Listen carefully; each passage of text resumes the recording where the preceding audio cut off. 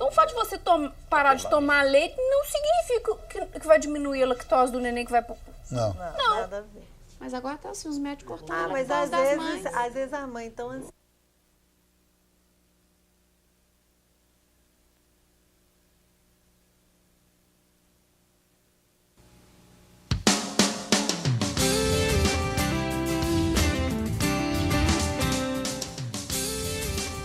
Olá. Azia. Sensação forte de queimação depois de se alimentar. Essa é a queixa mais frequente de quem tem a doença do refluxo gastroesofágico, uma condição muito frequente na população. A azia pode ser tão intensa como uma dor no peito, causando a impressão de infarto cardíaco. O refluxo faz com que a pessoa tenha sensação de amargor ou azedume na boca. E, em alguns casos, outros sintomas podem aparecer, como tosse, pigarro e até rouquidão. Mas o que é e o que provoca o refluxo? É uma condição que atinge pessoas de todas as idades? O bebê costuma regurgitar depois que mama. Como saber se ele está com refluxo ou se é apenas a volta do excesso do leite ingerido? Com o tempo, o refluxo tende a desaparecer ou é sempre necessário um tratamento? Essas são algumas perguntas que nós vamos debater no nosso programa de hoje. Então fique com a gente, participe. Está no ar, Pense Saúde.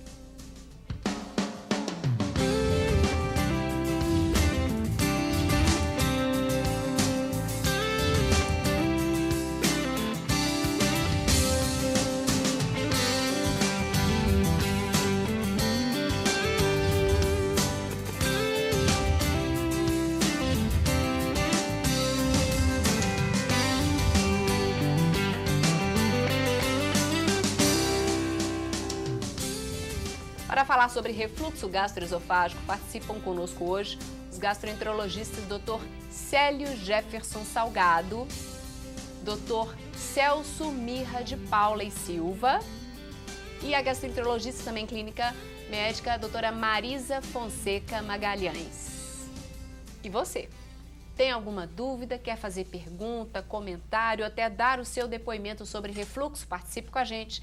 O nosso telefone de contato é o 3209-0119. E o nosso e-mail, se quiser preferir mandar e-mail, é saude@tvhorizonte.com.br. E eu agradeço a presença de todos no nosso programa. E eu falei aqui na abertura que parece que a sensação é que é uma condição que tem sido cada vez mais frequente. Eu vou querer entender se é e por quê. Mas antes, eu estou vendo o Dr. Célio trouxe aqui um estômago para explicar para a gente toda a fisiologia da alimentação para a gente entender o que é refluxo. Dr. Célio, pode ser? Bom, vamos lá. O refluxo, ele é a transmissão do conteúdo gástrico do estômago para o esôfago e os órgãos adjacentes ou superiores. É a volta. O que acontece? Existe um refluxo que pode ser considerado um refluxo fisiológico, existe um refluxo chamado patológico. O refluxo fisiológico, ele ocorre em situações em menor intensidade, com menor frequência, e o patológico é o que vai nos dizer que a pessoa tem a doença do refluxo gastroesofágico. Existe uma diferença do refluxo e doença do refluxo. O refluxo pode ocorrer em menor intensidade, ser fisiológico, porque nós temos o esôfago, o estômago e o duodeno. Nesta região final do esôfago, o esôfago tem uma constrição, é uma válvula chamada esfíncter inferior do esôfago. Em algumas situações, ele tem um tônus, ele é mais firme, ou ainda ele se relaxa com mais frequência e mais intensidade. Quando esse tônus se modifica e o relaxamento transitório dele é mais frequente, mais intenso, pode ocorrer esse refluxo.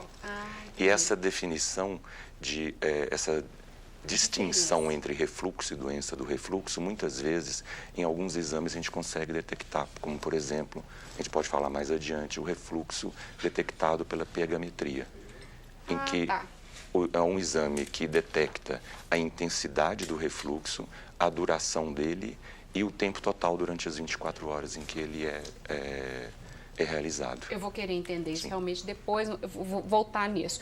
Mas essas condições, o Dr. Célio falou dessa condição que é fisiológica e a que é patológica. A fisiológica, quais seriam as causas para o refluxo, tanto patológico quanto o fisiológico? Ok.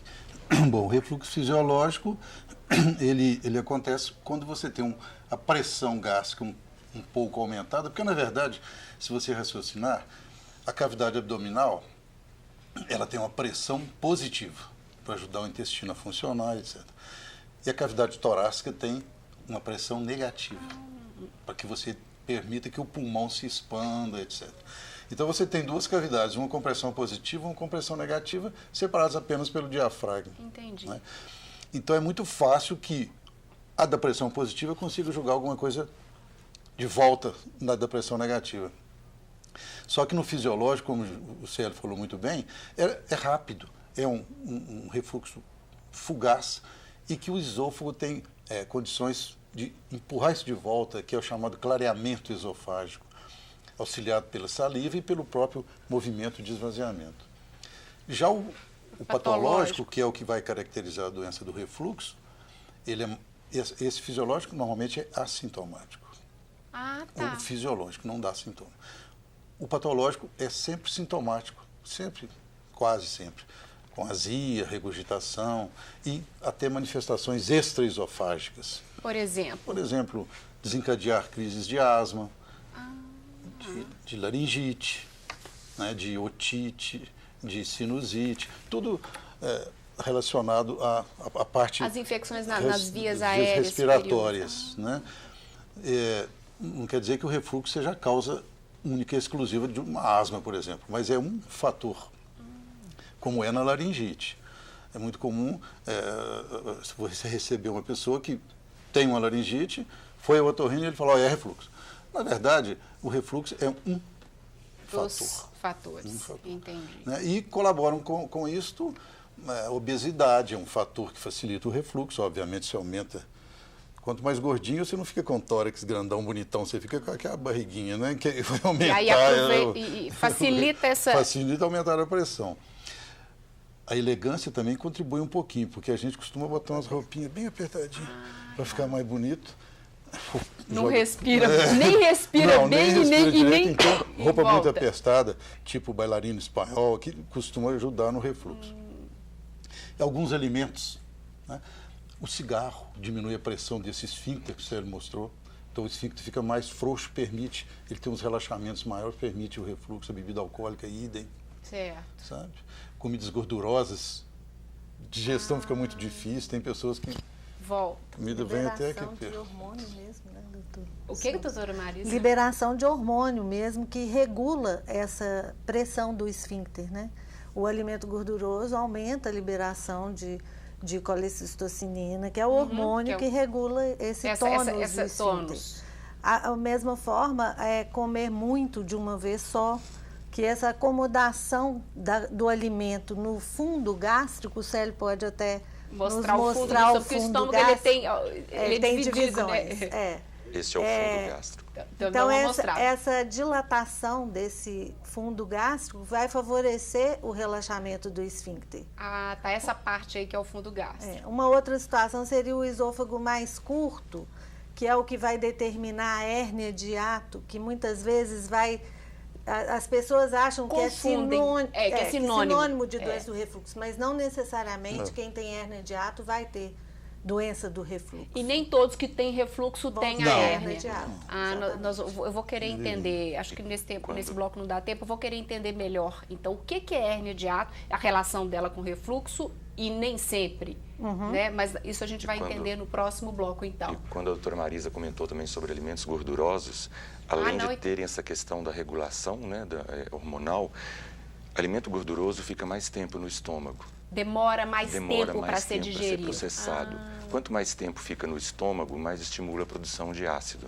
Se houver a chance de refluir, esse ácido vai refluir. Entendi. E se a gente não tiver realmente os mecanismos de defesa bem estabilizados, este refluxo pode ocorrer com mais facilidade após uma alimentação mais copiosa, principalmente mais gordurosa. E a gente vê hoje em dia que as pessoas, não só em relação ao conteúdo, né, de ser mais gorduroso, não, as pessoas comem muito rápido. Sim. O tempo para se alimentar hoje é muito curto. Então, são pessoas que mal têm tempo de mastigar, então, assim, a comida não chega já pronta para o estômago digerir. Ela chega... Comem poucas vezes ao dia, às vezes também, né? Que isso é Grandes fator volumes também. e poucas vezes. Isso Passam muito tempo sem alimentar, aí quando se alimenta em quantidade muito volumosa. E a outra coisa importante chega cansadão em casa.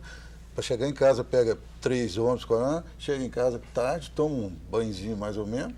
Come um pratinhozinho bem, né, caprichado e bufo. E deita. Então você alimentar e deitar logo após é outro fator do refluxo, que você tira a gravidade que funciona a seu favor. Entendi. Tem pessoas que reclamam isso, inclusive se a comida é líquida, por exemplo, sopa. De tomar sopa e se deitar. Que aí vai e volta. Vai e volta. Exatamente. Né? Mas, bom, eu falei que acho que não dá tempo. Dá tempo da gente conversar agora do hiato, da hérnia de hiato? Porque a gente já... No próximo bloco. Nosso tempo desse aqui esgotou. Só que antes de ir para o intervalo, eu gostaria de falar sobre a campanha Faço Parte. Se você conhece e está fazendo parte, o nosso agradecimento. O seu apoio é importante para que a TV Horizonte e os outros veículos de comunicação da Arquidiocese possam cumprir sua missão. Com seu apoio, a campanha quer também construir a Catedral Cristo Rei e atuar na revitalização do patrimônio histórico e natural, que é a Serra da Piedade, em Caeté. Para saber como fazer parte, ligue em horário comercial para a central de atendimento da campanha. O número é 3209-3559, código de área 31. Agora nós vamos para um breve intervalo. Enquanto isso, participe com a gente. Refluxo é o nosso tema, refluxo gastroesofágico. O nosso telefone para participar é 3209-0119 e o nosso e-mail saude@tvhorizonte.com.br. O intervalo é rapidinho, voltamos já já.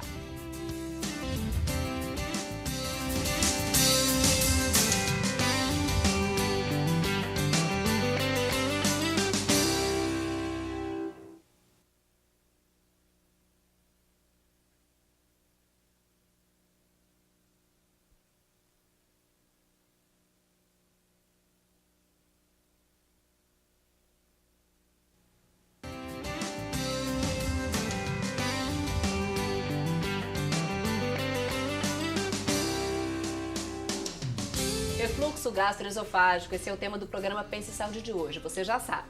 Para participar é só ligar para 3209-0119 ou mandar e-mail para saude@tvhorizonte.com.br. Inclusive algumas perguntas já chegaram, vá ligando para dar tempo da sua ser respondida ao longo do programa. Eu falei que a gente ia falar sobre hérnia de hiato, agora só que antes nós vamos conhecer a história de uma pessoa que durante anos conviveu com incômodo, mas foi depois de uma crise de refluxo que a aposentada Iraci decidiu procurar ajuda médica. O diagnóstico, então, refluxo gastroesofágico. Hoje, com tratamento adequado e alimentação balanceada, ela consegue controlar o problema. Vamos conhecer melhor a história dela na reportagem de Léo Mendes. Durante meses, azia, queimação e sensação de refluxo fizeram parte da rotina da aposentada Iraci, até que um dia os sintomas se agravaram. Eu pensava que talvez foi uma carne de porco, uma gordura, que talvez fez mal. Eu sentia que a minha barriga inchava, e assim, às vezes o estômago. Parecia que eu estava com a boca, com sangue na boca. A aposentada fez uso de medicamentos que a ajudaram a recuperar o organismo.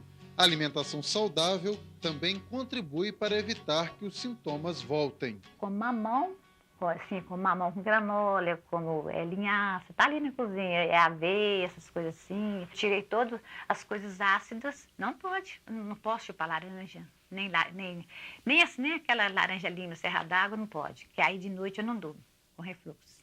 De acordo com a Organização Mundial de Saúde, em torno de 5% da população mundial tem refluxo gastroesofágico todos os dias.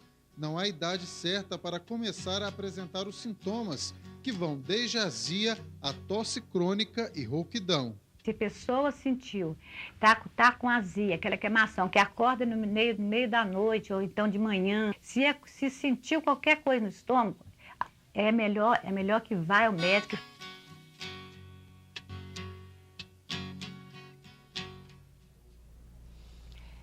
Bom, eu gostaria que vocês comentassem, ela falou no finalzinho uma coisa aqui, acordar à noite com essa sensação ruim é uma coisa que eu gostaria que vocês comentassem. O que vocês gostariam de comentar, doutora Marisa? Não, em relação a esse sintoma que ela fala noturno, né, é um sintoma importante, bastante positivo para o diagnóstico. A gente reconhece que a doença do refluxo, o diagnóstico é basicamente clínico, tá? É baseado nos sintomas.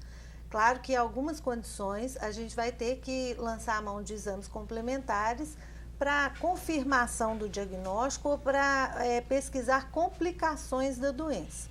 Mas o diagnóstico da doença se baseia nos sintomas. Certo. Principalmente essa azia, que nós preferimos chamar de pirose. Pirose, né? Que é essa sensação de queimação na região reto-external. O paciente muito frequentemente faz esse sinal para a gente, né, indicando aonde tem essa sensação, e a volta do alimento ou do conteúdo gastroduodenal até a boca, né? Esses sintomas definem a doença. Essa sufocação à noite não é infrequente também, que ela relatou, né? E muitas vezes com sensação até de morte iminente. Alguns pacientes chegam a experimentar essa sensação por um espasmo secundário desse esôfago no momento desse refluxo. Entendo. Né? Então, é interessante porque ela define bem o quadro, apesar de que tem várias coisas envolvidas, né? Eu vi ali na alimentação dela, ela comendo granola, que é muito positivo para algumas coisas, mas essa fibra pode dificultar esse esvaziamento gástrico, pode facilitar uma fermentação com aumento da pressão intraabdominal. Então tem que ter uma orientação nessa alimentação. Então excesso de fibra não é interessante nesse momento. Não, excesso nunca é interessante. Entendi. Nem quando a fibra está indicada. Certo. Algum outro comentário com relação à matéria que vocês viram? Não, acho que não. Ela é interessante porque ela é magra, né? Muito. É pouco comum o refluxo. Pouco comum não, é menos comum o refluxo na pessoa magra. Mas aquele excesso de fibras pode, às vezes, dificultar, porque produz também muitos gases. Tem pessoas que têm uma certa intolerância. E isso pode ajudar a refluir. Alguns sintomas que ela menciona talvez nem tenham muito relação com o refluxo, mas, de toda forma, melhora com o equilíbrio alimentar e reeducação alimentar que ela está fazendo. Tá certo. E algumas pessoas também se queixam de um refluxo mais intenso à noite ou quando já estão deitadas, por um motivo muito simples. Deixam de comer adequadamente durante o dia, chegam cansadas em casa, comem uma quantidade maior, mais tarde, próximo de deitar, ainda escolhem o alimento errado, um alimento mais gorduroso, um alimento mais temperado, um alimento mais ácido, e depois se deitam. O ideal é que tenha um intervalo aí de 2 horas, 2 horas e meia, talvez até 3, para se deitar. Por quê? Para dar tempo de parte desse alimento sair do estômago e seguir seu caminho, né, para adiantar, né, esse processo, para não ter um refluxo, já que a pessoa que tem refluxo tem vários outros fatores que podem desencadear o processo. Não somente a alteração, como falei no esfíncter, mas a presença de uma hérnia de hiato pode favorecer ou não. E se a pessoa se deita com o estômago cheio, se ela tem refluxo com o estômago assim, imagina com o estômago deitado. Se tiver essa facilidade, o refluxo pode ocorrer. Então, ela acorda com a sensação de sufocamento e com a sensação de algo azedo que chegou à garganta. Tá certo. Bom, então vamos explicar o que é essa hérnia de hiato, doutora Marisa. A hérnia de hiato, né, existem 2 formas, basicamente. Uma que é a mais frequente, que seria um esôfago mais curto do que o normal, então ele puxaria o estômago para a região do tórax. Então, perderia uma porção que é importante na defesa contra o refluxo do esôfago intraabdominal. Ele teria que ter uma porção abaixo do diafragma. Entendi. Então, se ele fica acima, o estômago sobe ao lado do esôfago, isso forma um saco herniário ali, que é o que é conhecido como hérnia. Né? Ou por um alargamento desse pilar diafragmático, que é esse buraco, esse hiato diafragmático, onde o esôfago entra no abdômen, ou por esse encurtamento do esôfago. Entendi. Então, isso facilita o refluxo, mas não é todo mundo que tem hérnia de hiato vai ter refluxo. Nem todo mundo que tem refluxo é porque tem hérnia de hiato, né? As coisas podem coincidir e serem facilitadoras, mas não necessariamente existirem sempre. Porque, como a gente falou até no bloco anterior, as pessoas às vezes associam um com o outro. Se tem refluxo é porque tem hérnia. É porque, na verdade, perde um dos mecanismos de defesa, né? Que é exatamente dessa válvula, né? O esfíncter, ele existe, só que ele perde o sinergismo ou a ação coincidente do diafragma ali para manter essa... E aí, no caso, porque você falou do diagnóstico, ela falou do diagnóstico que geralmente é clínico, mas às vezes é preciso algum complementar, vocês costumam pedir o quê? Endoscopia, e essa endoscopia pode diagnosticar, por exemplo, uma hérnia? Sim, o exame normalmente, o primeiro exame que você pede é a endoscopia. O que acontece é que se você está lidando com uma pessoa jovem, 18, 20 e poucos anos, com um quadro clássico, azia, regurgitação, pirose, etc., você pode assumir que é o diagnóstico e pode corrigir hábitos alimentares e tratar. Se você está lidando com um caso que está um pouco rebelde ou pessoas acima dos 40 anos, aí é mandatório que você faça a endoscopia, porque você pode ter situações outras que estejam propiciando o sintoma. Uma hérnia, por exemplo, facilita, e às vezes a hérnia grande dá dor torácica. Dor torácica é importante, às vezes. Ela permite que o estômago quase que fique dentro do tórax, quando a hérnia é muito grande. Então aí você tem que corrigir cirurgicamente, nesse caso. Existem outras situações, existe uma entidade que é relativamente frequente, ou mais atualmente, que chama-se esofagite eosinofílica, que dá muito sintoma, dá engasgos, é muito comum dar engasgos, que você só vai fazer o diagnóstico com endoscopia e biópsia. Que vão te dar características endoscópicas e microscópicas dessa esofagite. Então, em jovens saudáveis, você pode assumir o diagnóstico e tratar, pelo menos inicialmente. Em pessoas acima da idade de 40 anos, é quase que mandatório que se faça endoscopia, ou quando existem os chamados fatores de risco, que a gente comenta, que é a pessoa que te dá esses sintomas e fala: doutor, eu estou emagrecendo, ou eu, de vez em quando, perco um pouco de sangue, às vezes o vomito sai um pouco de sangue, ou eu estou tendo dificuldade para engolir, eu vou engolir e parece que eu estou entalado, está esquisito. Então, nesses casos, mandatório que você faça a endoscopia. Então, é o primeiro exame.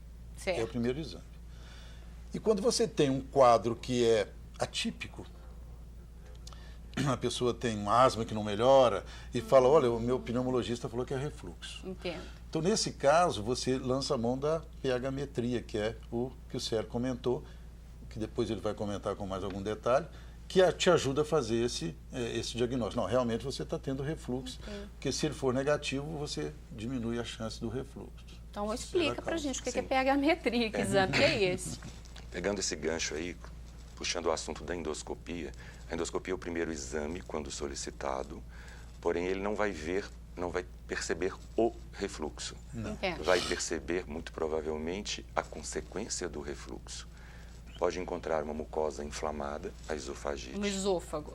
A mucosa do esôfago inflamada. Pode encontrar a mucosa do esôfago inflamada, mas com úlcera, com estreitamento, com modificações de seu epitélio, que já podem nos predizer que houve um refluxo já no passado, mais intenso pelo menos, mais frequente e já de mais longo tempo, que pode trazer complicações no futuro. E nas situações em que ocorrem os sintomas atípicos ou que não se entende direito o que está acontecendo ali, a pH-metria é indicada, porque ela vai definir melhor o refluxo. Por quê? Ela é feita com a introdução de uma pequena sonda, uma fina sonda, no esôfago. São colocados em dois pontos do esôfago, há uma detecção durante todo o tempo do exame, 24 horas, há uma detecção do pH. Então, é aí que se confirma o refluxo. se tem. Bom, daqui a pouco a gente volta e tentando explicar melhor para o pessoal de casa não entendeu, mas voltamos e continuamos a debater e responder algumas perguntas que já estão chegando de casa. Se a sua não chegou, às vezes não dá tempo. É só ligar para a gente. Refluxo gastroesofágico é o tema de hoje. O nosso telefone de contato, 3209-0119. E o nosso e-mail é saúde@tvhorizonte.com.br. Fique por aí, voltamos em instantes.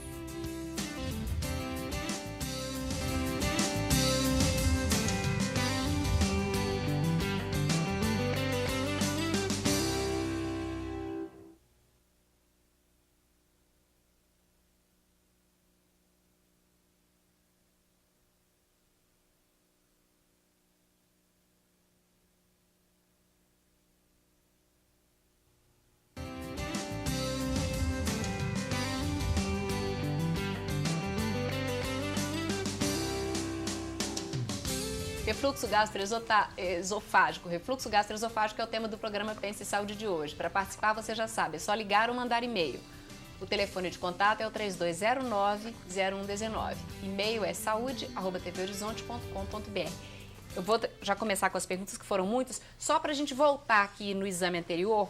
Vocês estavam falando das diversas maneiras de se diagnosticar e quando se tem uma causa atípica, ou seja, a pessoa está com asma recorrente, que o médico pede para fazer um exame para ver se é refluxo a causa dessa asma recorrente, e vocês fazem a pH-metria, que é dosar o pH daquele conteúdo no esôfago. Exatamente. Porque o estômago realmente ele tem que estar mais ácido, né? Ele recebe, o estômago mais ácido, o esôfago menos ácido. E o esôfago, uma coisa importante é que o esôfago não tolera a acidez produzida pelo estômago, tem uma mucosa mais sensível. Entendi. É aí que vem a preocupação do médico. Se o pH médico. está mais ácido, quer dizer que está voltando o conteúdo do estômago no esôfago. E este ácido pode irritar a mucosa do esôfago. Certo. Doutor Celso? É só para comentar com o pessoal que está nos assistindo, que pH não é Paulo Henrique, não. É um nome que você usa, que chama-se potencial hidrogeniônico. É uma medida que você faz para saber se aquela solução, aquilo que você está medindo, se ela é ácida, se ela é neutra ou se ela é alcalina. Alcalina, entendi. Então, dependendo do nível dele, abaixo de 7 ácido, 7 neutro, acima de 7 alcalina. Certo. E no caso do refluxo, existe uma denominação que é fracamente ácido, quando o pH ele está abaixo de 7, mas ele age pouco, que é 6, 5. Então, ele não é alcalino, mas é fracamente ácido. Porque o conteúdo ácido mesmo do estômago é muito mais... É de 1 a 2. É de 1 a 2, é bem baixo, né? O esôfago é de 5 a 7. Mas a pH-metria, ao detectar um pH abaixo de 4, já considera um refluxo gastroesofágico, que é encontrado no esôfago. Aí, só para complementar isso, mas pH abaixo de 4, mas por um tempo prolongado e com um percentual X, que é em torno de 6% do tempo. Entendi. Não, é interessante porque eu estou lembrando da matéria, né? Aquela senhora falando da questão da laranja. Na verdade, o que a gente costuma orientar os pacientes, não existe nada tão ácido quanto o ácido do estômago. Né? Então, não seria a questão dos alimentos ácidos, mas dessa fermentação que a laranja pode ter, que talvez seja mais responsável até do que pela acidez da laranja. Própria laranja, né? Vocês disseram aqui algumas complicações, você comentou citando complicações. A complicação maior de um refluxo não tratado, não diagnosticado, não tratado, então seria a esofagite? A esofagite é a mais comum. Mais comum. Mas você pode ter estenose, porque a cicatrização a longo prazo de uma coisa maltratada tende a retrair. E você estenosa, começa a ter dificuldade para engolir, às vezes tem que fazer até dilatações. Né? Essa é outra complicação. Existe uma complicação que o Sérgio já comentou, que é uma mudança do tipo de epitélio do esôfago a longo prazo, quando o refluxo... Que é a pele uma mucosa que reveste o esôfago. Ela se transforma numa mucosa um pouco tentativa de ser um pouco mais resistente, e é um chamado esôfago de Barrett, que chama Barrett é o nome de um pesquisador que descreveu. Né? E esse esôfago de Barrett, ele aumenta a chance de câncer naquela região. Só que é muito importante alertar o pessoal, lembrar a todos, que no início era um corre-corre danado. Eu estou com Barrett, ele já ia para o cartório, já ia passando as coisas, as dias ele passava para o... Não, hoje está comprovado que essa evolução do Barrett para o câncer, especialmente se não existir alteração da célula que a gente chama de displasia, um Barrett sem displasia, é mínima, é menos de 0,5% ao ano, portanto é 5 em cada 1000. Certo. O problema maior é quando existe a displasia, aí que exige um acompanhamento mais próximo, que às vezes você tem que tomar alguma atitude, ressecar aquela mucosa, ou trabalhar em cima daquela mucosa com outros procedimentos um pouco mais sofisticados. Entendi. Bom, vamos começar então com as perguntas que chegaram de casa, para dar tempo de responder a todas. O Eduardo do Santa Teresa, ele gostaria de saber se o medicamento que normalmente se toma, o omeprazol, pode ser ingerido à noite, tarde da noite, porque ele come muito à noite, aí é a hora que tem um incômodo. Acho que mais fácil seria corrigir os hábitos alimentares, porque o tratamento da doença do refluxo começa por aí, né? A gente sempre tem que gastar um tempo para convencer os pacientes a mudarem estilo de vida. O hábito é a primeira parte do tratamento, medida, né? que a gente vai ter que ter. Até porque o ideal é que esse paciente tenha o controle dos sintomas e possa se ver livre do uso da medicação futuramente. Então, a modificação de hábitos é importante. Aquilo que a gente já comentou. Alimentar mais vezes ao dia, em menor quantidade. Evitar se alimentar próximo da hora de deitar. Alguns alimentos, sabidamente, têm uma atuação maior nesse relaxamento do esfíncter. O Dr. Celso já comentou em respeito do álcool, né?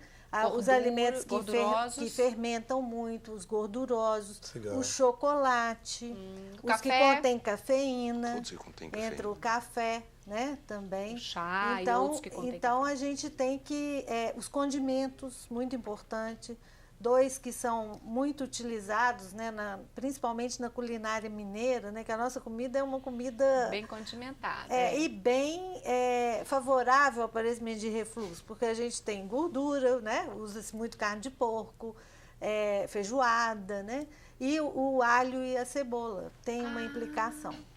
Tá? Hoje, até atendendo uma paciente, eu falei a questão do alho. Falei, aquela comida que cheira a alho. Ela falou assim, mas é o cheiro do alho? Eu falei, não. É porque se ela está cheirando, ela tem muito alho. Né?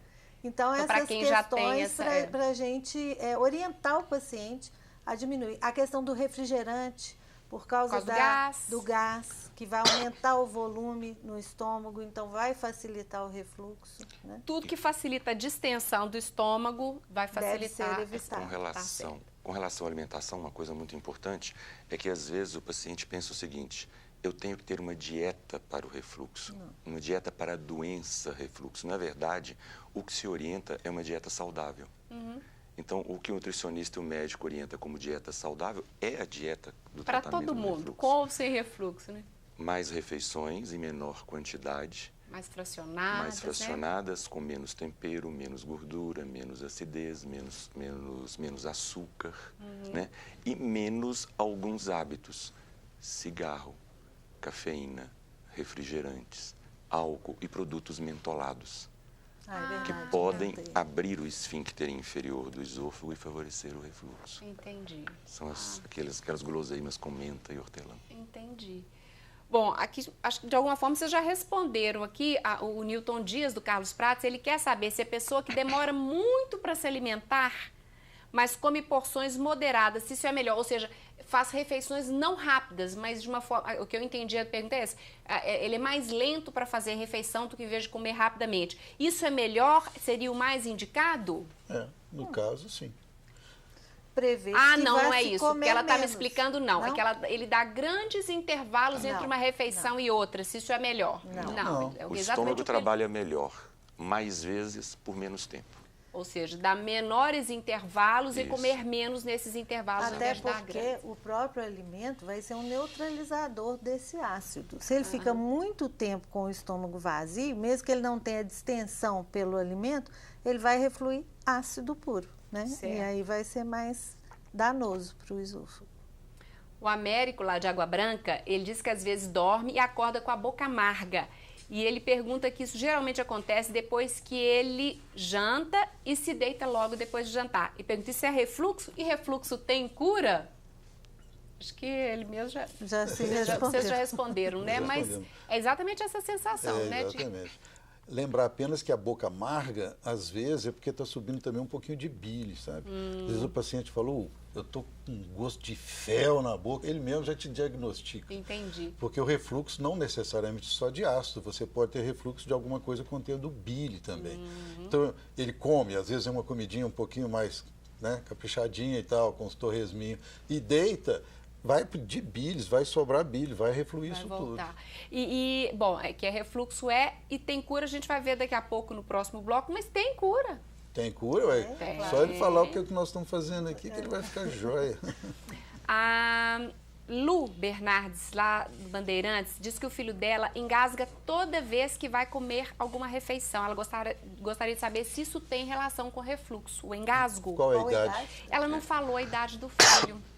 Liga pra gente de novo, Lu. Muito frequentemente é pressa, né? Pressa de comer. Ela não falou a idade. E no idoso pode haver um distúrbio motor. Dificuldade de engolir mesmo. Coordenação. Coordenação motora, A gente não chama necessariamente de refluxo. esôfago. Do mesmo jeito que a vista fica cansada, né? O esôfago também poderia ter uma diminuição da movimentação. Uma coisa importante no engasgo é a tal esofagite eosinofílica, que a característica maior dela é exatamente a impactação, o engasgo. Entendi. Entendeu? Bom, daqui a pouco a gente volta. Lu, liga pra gente novamente, vamos ver se dá tempo de entender, pra você falar a idade do seu filho, que tipo de comida é essa que ele tá engasgando, se é algum tipo específico, é comida sólida, se é papinha, mas liga pra gente. E tem mais outras perguntas para ser respondidas no próximo bloco. Nós estamos falando sobre refluxo gastroesofágico, não sei se ainda dá tempo de ligar, mas tenta, 3209-0119 é o nosso telefone de contato.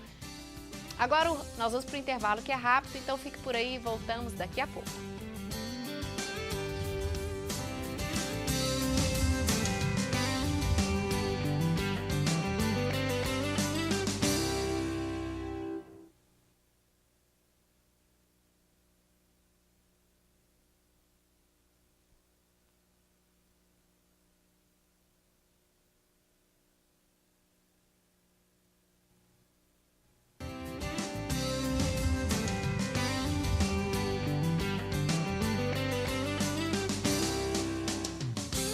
De volta com o programa Pense Saúde, hoje falando de refluxo gastroesofágico. Vamos às perguntas, que são muitas. Roberto, do Cidade Nova, diz que o filho dele, de 2 anos, nasceu com refluxo e, frequentemente, o líquido que ele toma sobe, desce para o pulmão, causando problemas pulmonares. Ele gostaria de saber se, nesse caso, tem tratamento, tem cura e se a lactose poderia aumentar ou agravar esse problema. Bom, a questão do refluxo no recém-nascido ou na criança até 2 anos de idade é por uma imaturidade desse esfíncter que a gente já comentou. Então é bem frequente realmente. É bem frequente, tende a melhorar com o desenvolvimento da criança. Se existe uma intolerância à lactose associada, pode piorar o refluxo, né? A cura vai ser o tratamento da doença com essas medidas que a gente já comentou. No caso mas de com uma orientação criança, do pediatra, 2 anos, aí pode falar.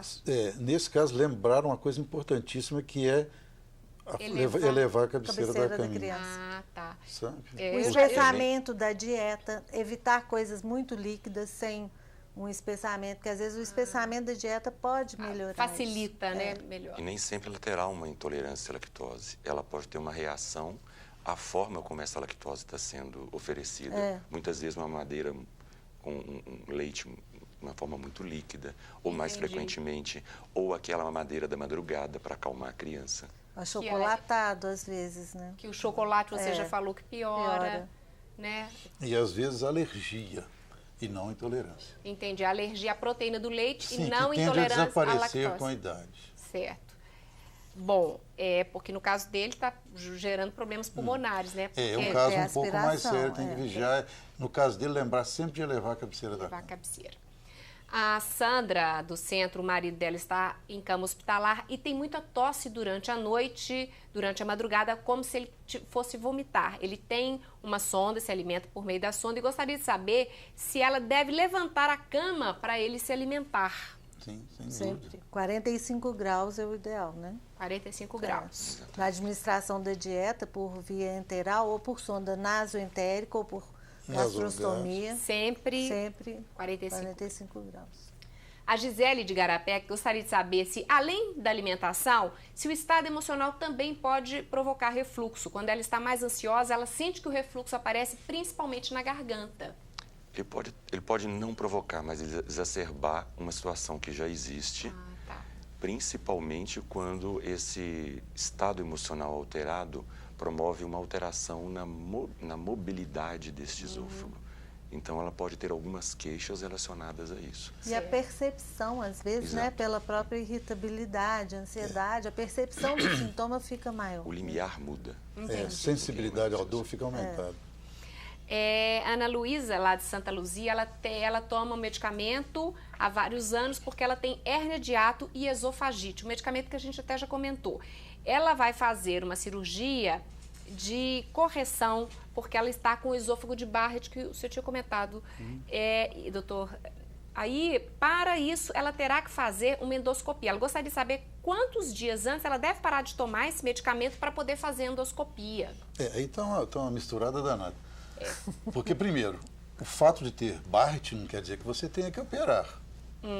Tá certo? No caso dela... Não é indicação formal de cirurgia. Absolutamente não é. Tratamento clínico. Né? Pode ser o tratamento clínico. Então, essa é a primeira questão que tem que se pensar. Segundo, se ela está falando que vai fazer endoscopia agora e já está pensando em cirurgia sem ter uma endoscopia, então eu acho que está um pouco confuso. Entendi. Para que se pensasse na cirurgia, ela já tinha que estar com essa endoscopia pronta, definindo este Barrett, claramente, definindo se tem uma hérnia muito grande ou não, se o refluxo não melhora, apesar de estar usando a medicação, e aí o ideal até é que se faça a pH-metria sob uso desse medicamento. Porque aí eu preciso saber se com o medicamento, mesmo assim, a pH-metria me mostra que ela está tendo refluxo. Entendi. Entendeu? Aí nesse caso, porque depois a gente comenta... Aí tem a opção de coisas que tem que ser revistas. Uma coisa importante também é que a cirurgia não, como o doutor Celso falou, né? O Barrett é uma condição especial que vai demandar uma vigilância maior, né? Hoje muito menos do que se pensava antigamente, mas que a cirurgia não vai afastar essa vigilância. Então, quer dizer, ela vai fazer uma endoscopia, vai operar e nunca mais vai fazer endoscopia? Não, ela vai ter que ser mantida sob vigilância. E a cirurgia também não elimina a indicação de ter uma dieta saudável, ter um estilo de vida mais saudável, não somente ela não dieta. é um tratamento único, não, ali. Não é um tratamento único. Ok. A Joviana do Sion, ela sente muita queimação, mas ela não sabe exatamente onde, se é no estômago ou no esôfago. Ela gostaria de saber se pode ser refluxo. A pergunta dela ficou um pouco vaga, mas pode. Porque às vezes a queimação sobe daqui, como a Marisa fez aquele movimento do paciente faz pra gente. Pode sim, pode ser refluxo.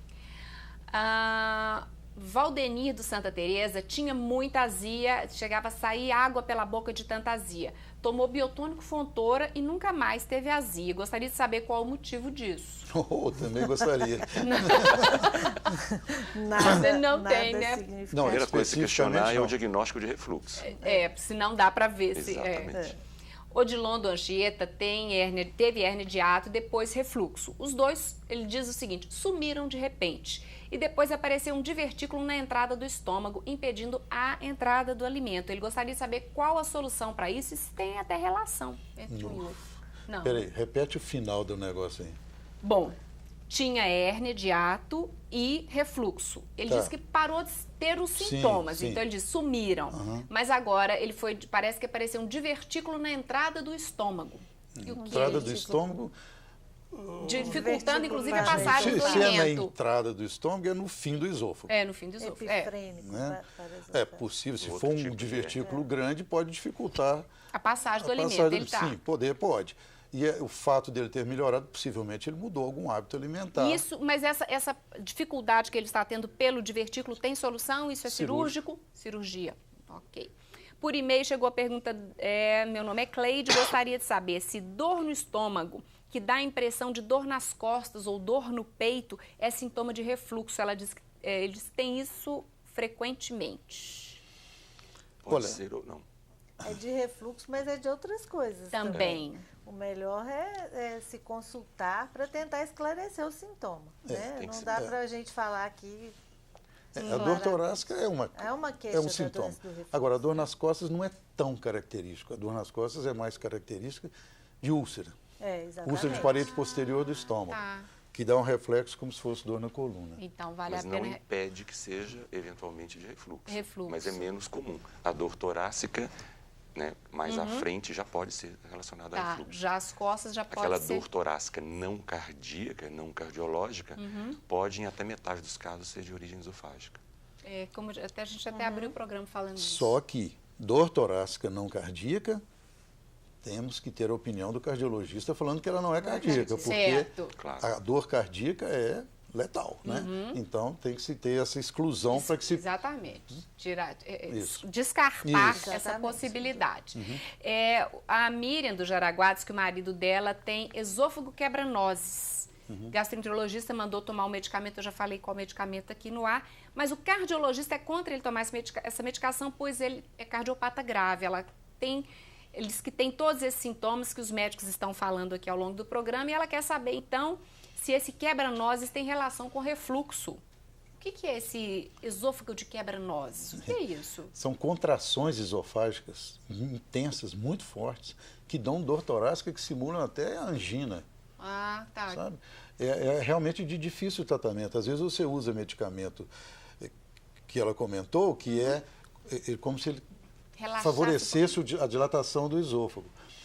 E tem que ver qual é o problema cardiológico que ele tem que impede o uso, porque esse medicamento é um medicamento basicamente cardiológico.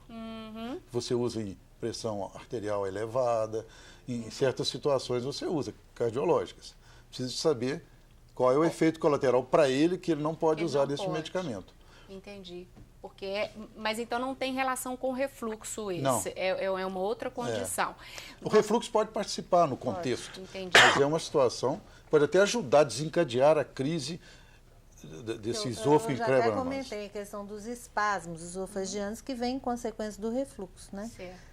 O esôfago em quebra-nozes é um distúrbio motor do esôfago. Entendi. Não tem a ver Não tem muito... Ai, o nosso tempo está acabando. Algum recadinho final? Você queria comentar alguma coisa com relação à cirurgia? Com relação à cirurgia, só comentar que é comum a pessoa falar, então eu vou operar para resolver. Então, ele está trocando a cirurgia por mudança de hábitos. Então ele fala, eu não vou querer operar porque eu quero tomar 3 litros de chopp e comer. Não é, o ideal é que ele mude os hábitos e tal. E lembrar uma coisa que é importantíssima. A melhor indicação cirúrgica é do paciente que responde bem ao tratamento clínico. É uma coisa que parece paradoxal, porque você opera um apendicite porque ela não melhora clinicamente. Mas no caso do refluxo, a melhor indicação é quando ele responde bem ao tratamento clínico. Mas é jovem, não quer ficar tomando remédio, ou não tem dinheiro para comprar o remédio, ou tem alergia ao remédio, etc. Entendi. Mas ele tem que responder bem para que a cirurgia seja boa. Infelizmente, nosso tempo acabou. Gostaria de agradecer a presença, a participação de vocês e a sua também. Hoje tivemos muitas perguntas, o que confirma o que a gente falou lá no início. Parece que uma condição cada vez mais frequente. Depois a gente pode até retomar esse tema num próximo programa. E eu agradeço a disponibilidade de vocês em vir até aqui, esclarecer as nossas dúvidas e a dos nossos telespectadores. Estamos chegando ao final do programa, mas gostaria de lembrar você novamente da campanha Faço Parte. O seu apoio é fundamental para que a Arquidiocese de Belo Horizonte possa cumprir sua missão evangelizadora. Mas se você não está fazendo parte e quer saber como, ligue em horário comercial para a central de atendimento da campanha. Lembrando, o número é 3209-3559, código de área 31. O Pense Saúde de hoje chegou ao fim, mas você pode rever o nosso programa terça-feira, às 5 da tarde e sexta-feira ao meio-dia. Obrigada pela sua companhia. Espero você no próximo Pense Saúde, que é uma parceria da Unimed BH com a TV Horizonte. Tenha uma ótima semana, até a próxima então, e Pense Saúde sempre!